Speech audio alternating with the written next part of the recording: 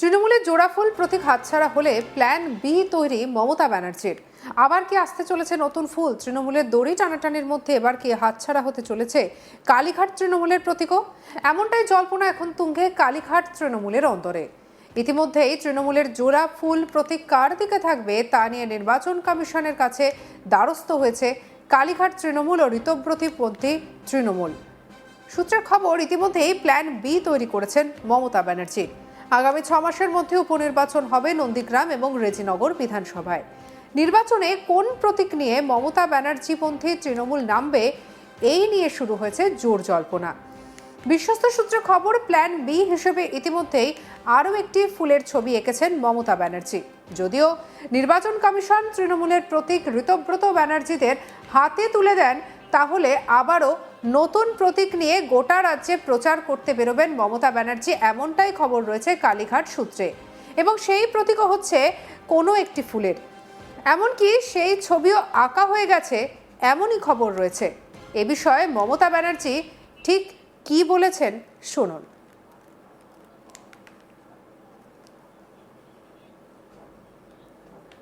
মনে রাখবেন, আপনার পক্ষে আছে বলে সরকার, আপনি তাকে দিয়ে নির্বাচন কমিশনের কাছে কমপ্লেন করিয়ে আপনি সিম্বল কেড়ে নিতে পারেন।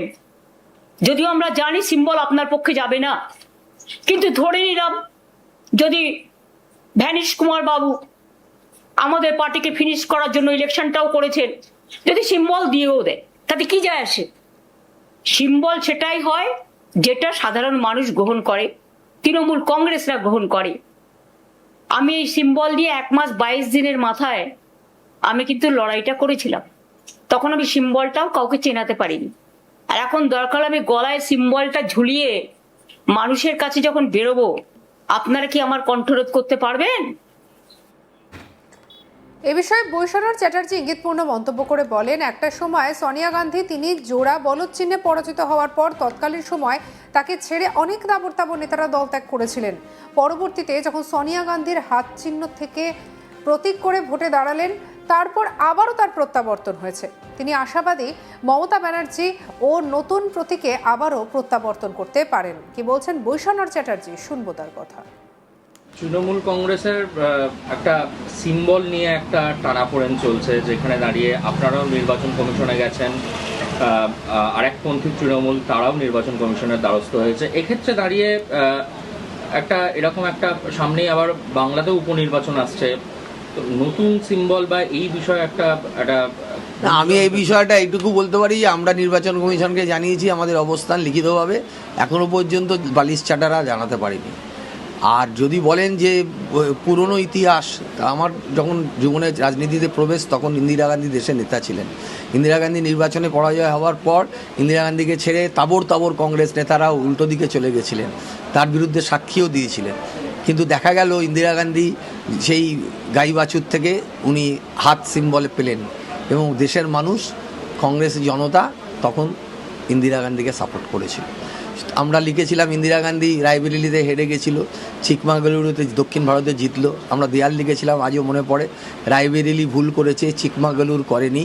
সিপিএম জেনে রাখো ইন্দিরাজি মরেনি। তখন সিপিএমের সঙ্গে আমাদের মূলত লড়াই ছিল।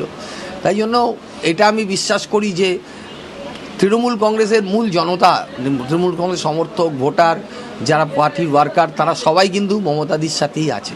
এবং এটা আগামী দিন এটা আবার বারে প্রমাণ হবে। 21শে জুলাই এটা প্রমাণ হয়েছে এবং আগামী দিন যে কোনো অনুষ্ঠান বা যে কোনো কর্মসূচিতে বা যে কোনো ভোটে আপনি দেখতে পাবেন যে মমতাদি যেদিকে আছে তৃণমূলের ভোটাররা সেই দিকেই ভোট দেবে। মানে ইন্দিরা গান্ধী যেভাবে নতুন প্রতীক নিয়ে এসে আবারও একদম গোটা দল দাঁড় করিয়ে দিয়েছিলেন, আপনারা আশা রাখছেন?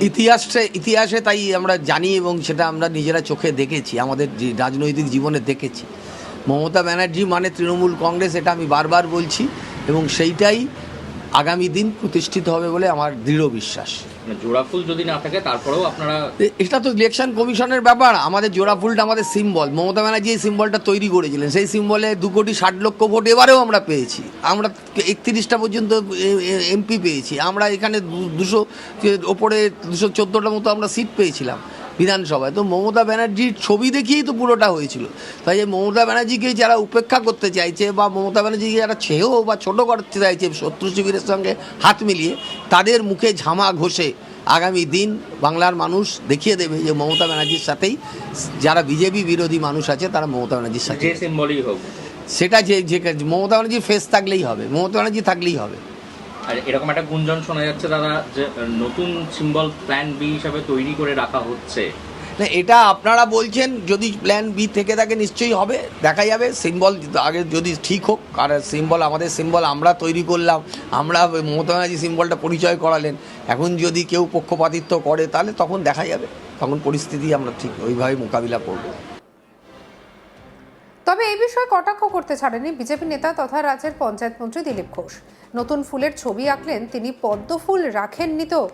তিনি আরও বলেন, দলের কর্মীরা তার পাশে নেই, দলের ফান্ড তার পাশে নেই, নতুন প্রতীক নিয়ে কোনো কিছু হবে না। কি বলছেন দিলীপ ঘোষ শুনুন।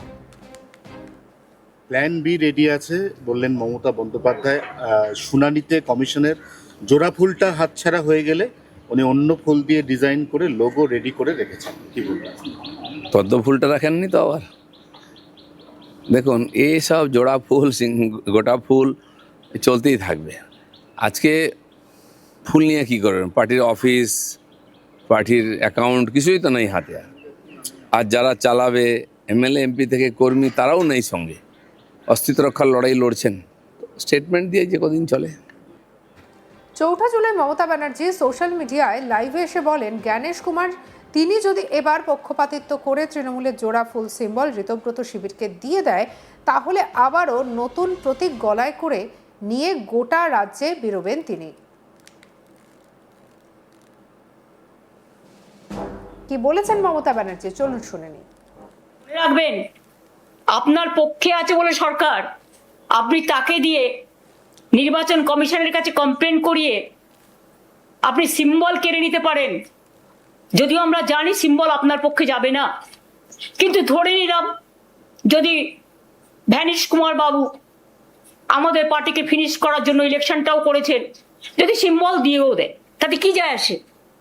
সিম্বল সেটাই হয় যেটা সাধারণ মানুষ গ্রহণ করে, তৃণমূল কংগ্রেসরা গ্রহণ করে। আমি এই সিম্বল নিয়ে 1 মাস 22 দিনের মাথায় আমি কিন্তু লড়াইটা করেছিলাম। তখন আমি সিম্বলটাও কাউকে চেনাতে পারিনি। আর এখন দরকার আমি গলায় সিম্বলটা ঝুলিয়ে মানুষের কাছে যখন বেরোবো, আপনারা কি আমার কণ্ঠরোধ করতে পারবেন?